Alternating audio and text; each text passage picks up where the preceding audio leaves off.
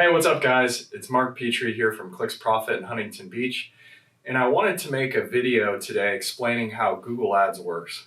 Now, I speak with a lot of business owners. The one thing I find in common with some of them is that they don't really understand and grasp the basics of how Google Ads and pay-per-click advertising works. I've drawn up on the board here the different steps in the process from what takes someone from someone searching for a particular service to all the way to them being a potential customer. What you see here is the Google homepage, just the search bar. Right here, I've got the search results page. So the search bar on top, the 4 links that say ad next to them. Below that, you have the map pack, typically below that. And then oftentimes you will see a 5th ad in the actual map pack itself. And over here we have a website or a landing page, which preferably a landing page, and then the rest of the funnel right here. With Google Ads, how it works is you pay when someone clicks on an ad. And when someone clicks on an ad, they go to your website or landing page. And how much you pay for a click depends on hundreds of different factors. And I'm not going to be going over all of that today. I'm keeping it very simple and basic. I just drew some numbers up here, just some random numbers of what you might pay per click in the limo industry. And so the search I am doing an example for is Limo Service NYC. And you'll see that the top ad is paying $7 per click. The ad below it, $5, then $4, and $3. And again, these are completely made up numbers. And we have to remember, every time someone does a search and clicks on your ad, you're gonna pay a different amount for that click. So really what we're looking for is, what is my average cost per click for a day? What is my average cost per click for a week? And what is my average cost per click, in the past month? For this example right here, I'd like to do Joe's Limos because I want to help you guys understand how you determine how much you pay for a lead and then how much you actually pay to acquire a customer from Google Ads, because that's really what the most important numbers are.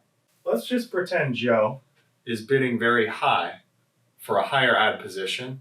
And so Joe is averaging $7 per click, and he's averaging the top position. Okay, so let's pretend we start with 1,000 people searching Limo Service NYC. So Limo Service NYC, we have 1,000 people search that. And now, out of those 1,000 people that see Joe's ad, let's say 100 people click on his ad, okay? So 100 clicks. All right? So what is that? So that's 10%. So 10% of the people click through and go to Joe's landing page here or website. And so what is Joe paying for those 100 clicks? Well, since he's paying $7 a click and he's getting 100 clicks, it's $700. So Joe just paid $700 to get 100 people to his website or landing page. The whole idea, and I'll just go into this briefly. I mentioned before you want to be using a landing page. The reason for that is, so those 100 people, if we set and we have our targeting correct on our Google Ads campaign, if our targeting is correct, then those 100 visitors are all going to be people that are looking for exactly what Joe has to offer. And let's just assume all of those 100 people are. when we send them to a website or landing page, we want to convert those visitors, those 100 visitors, into leads, right?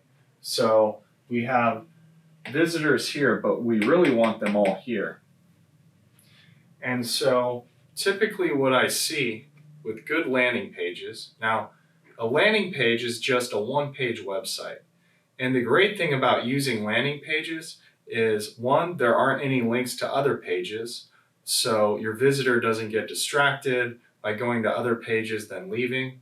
Another thing is we can create lots of different landing pages that are going to fit your ideal customer avatar or profile. It's really important that, for instance, if you're doing a corporate limo service or corporate car service, you want to send those visitors to a page that reflects that service offering. So you wouldn't want to send the same visitor that's looking for a party bus to a page, to the same page a corporate traveler would go to, because you really want to match what that person is searching for with the experience on the page. If your ad says party bus rentals and then they land on a page that's more tailored to someone who offers corporate car services, their chances of converting into a lead go down dramatically. Let's just pretend Joe has a really good landing page and it fits his ideal customer avatar. When you have a good landing page that fits your ideal customer avatar, 25 to 35% of those visitors are going to convert into a lead. So let's just pretend for Joe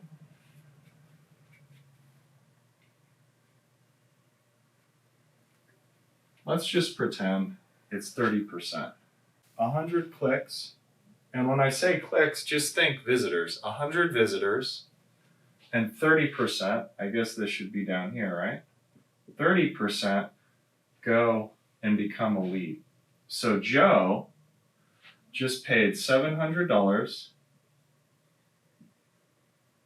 for 30 leads. And so that's going to be about $23.30 a lead.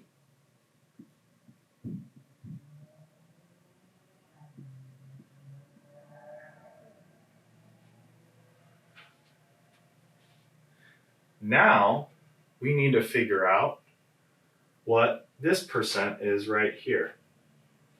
So how many people go from a lead to a customer? And only you can answer this about your business. But the better your sales process, the better your follow-up, the more people you will convert from leads to customers. And let's just say with Joe, that number is 10%. And if we know he pays $23.30 per lead, that means Joe is paying $233 to acquire a client. So, Joe's client acquisition cost is now $233, which that very well could be a little too high. So, how do we get this number down?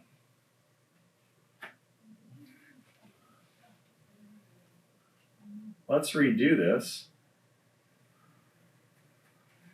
and come up with some new numbers.